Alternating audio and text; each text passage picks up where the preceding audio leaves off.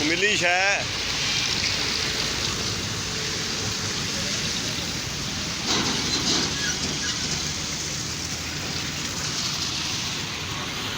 जी सलाम अलैकुम, कैसे हैं जी? ठीक हैं आप लोग? ओ मुबशर साहब 10 रुपए की चेंज लौट रहे हैं। बैंक गवर्नमेंट ने, कोई बैंकों ने नोट डिस्पोज किए हैं 10 रुपए के, मिल ही नहीं रहे।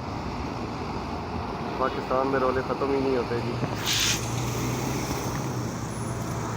ये रश देखें, रोडों पे खड्डे, अल्लाह की रहमत हो रही है जी माशाल्लाह। मुबशर साहब इधर आ रहे हैं जी रोड क्रॉस करके। अल्लाह पाक उनको खैर से ले जाएगी।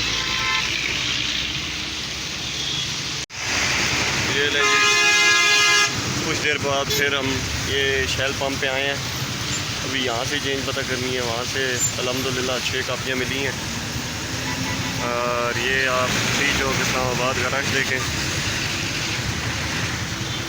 बहुत रश है। ये